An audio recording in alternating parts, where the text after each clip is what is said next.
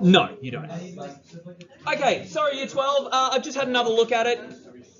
The friction was throwing me as well, but it was right the first time. Guys, thanks. Okay, so the person doing the work, the friction doesn't actually come into account because they're still doing the same amount of work by pulling the rope. Okay, so what we said before was right. The work done by the person is Fs cos theta, which is, our force is 50 newtons, our distance is 4 meters, our cos 30 there, and so you should get about 173 joules. Sorry?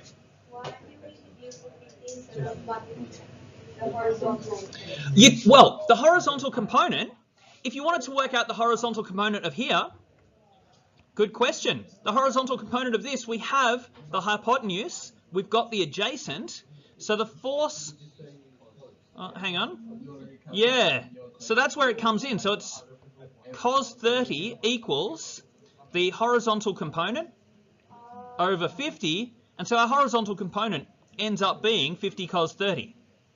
So this is our horizontal component, that and that, multiplied by the distance. Okay?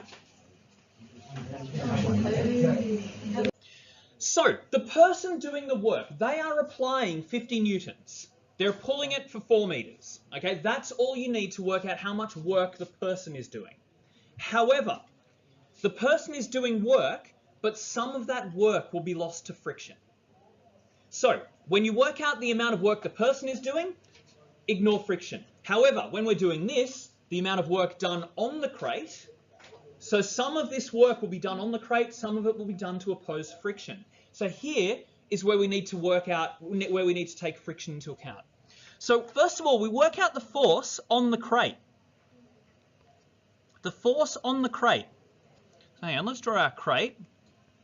And we know that we have, what was it in part A, 43 point something? So 43.3 will do. So we've got 43.3 pulling it in that direction. That's our horizontal component of the applied force. And we've got a frictional force of 20. So the net force on the crate, F net on the crate, is going to be 23.3 newtons. Okay? So even though the person is doing 50 newtons or is applying 50 newtons of force, the crate isn't feeling all of that force because some of it is going towards friction. And so our net force, we've got 23.3. Our work done is force times distance, which is 23.3 multiplied by 4.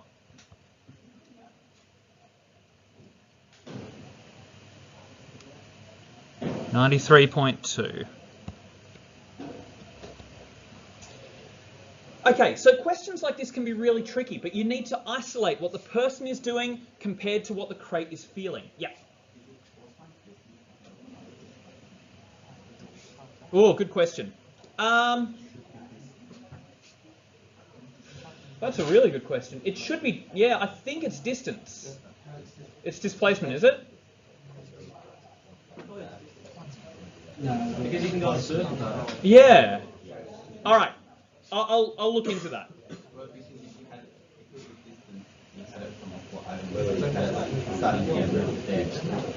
Yeah. That's what I'm saying. You've done work. Because if you go on a circle, if you go on a circle and you pull that, wouldn't that displacement be 0? It would, yeah. And so technically you do no work if you're counting displacement. I don't know. I need to look into this. I need to figure it out.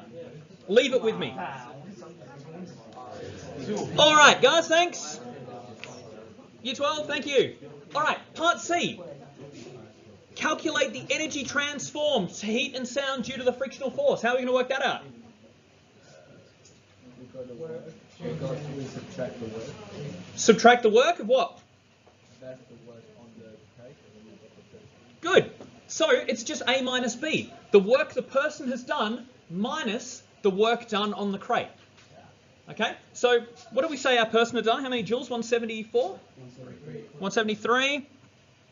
So work done, oh hang on, friction, energy loss to friction is going to be our total work done, 173 point something? Point, sorry? 2.1. All right, so let's just call it 173.2 minus the work actually done by the crate, or done on the crate, sorry, will give us that. So, what's that, 80? Okay, so the person, this might make things a little bit easier to understand once you see part C. The person is doing 173 newtons of work. Of that 173 newtons, only 93 is going towards moving the crate. The other 80 is overcoming that friction. Okay, so these can be tricky in terms of what friction is doing and where you need to apply your friction, but think of it in terms of the amount of work the person is doing first, and then look at the effect of that work. So how much the crate is able to move, how much of that component is actually used.